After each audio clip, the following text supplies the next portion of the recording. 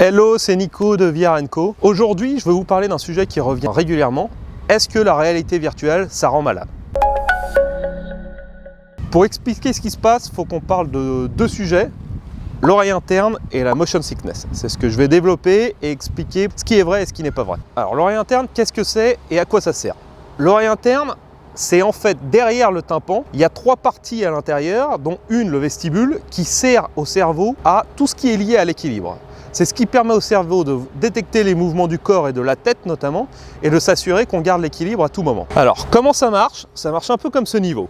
C'est-à-dire qu'il y a un liquide un peu gélatineux avec des cristaux à l'intérieur et des cils qui vont détecter les mouvements de ces cristaux. Tout ça, ça envoie un signal au cerveau qui, suivant comment les cristaux et le liquide évoluent, va être capable de dire dans quel sens on bouge, dans quel sens on accélère. Donc la motion sickness, qu'est-ce que c'est?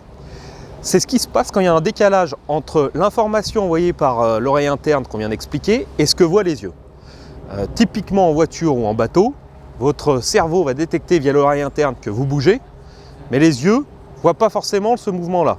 Du coup, le cerveau, il est perdu et il envoie un signal de nausée pour vous signaler qu'il y a un problème. Maintenant, la question, c'est comment ça s'applique à la réalité virtuelle. Et bien, la réalité virtuelle, il y a deux effets qui jouent. Le premier, c'est quand il y a un décalage entre le mouvement de la tête qui bouge et l'image qu'il y a dans le casque qui a un léger délai, ce qu'on appelle un lag.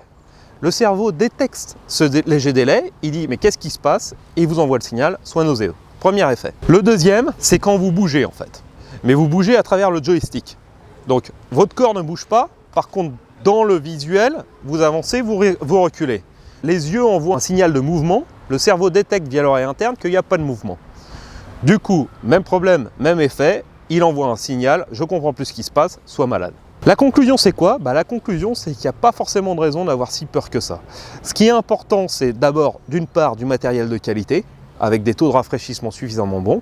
Et le deuxième, si vous êtes sensible en voiture ou en bateau, c'est de le signaler à la personne avec qui vous en faites, si vous êtes dans une salle ou chez vous, de faire attention et de bien sélectionner les bonnes manières de se déplacer. Si vous vous déplacez en vous téléportant plutôt que la version où on bouge au joystick, le cerveau il détecte pas de problème parce qu'il ne sait pas ce qui est censé se passer quand on se téléporte, parce que personne ne se téléporte dans la rue tous les jours.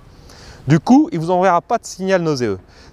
Par contre, si vous faites de la voiture ou vous accumulez les expériences au joystick et que vous êtes très sensible, là effectivement vous pouvez être malade. Mais il y a moyen de l'éviter. Merci en tout cas d'avoir regardé la vidéo. Si vous avez des questions sur la réalité virtuelle ou quoi que ce soit, n'hésitez pas à les poster en commentaire. Nous de toute façon, on revient vers vous dans une semaine avec une autre vidéo.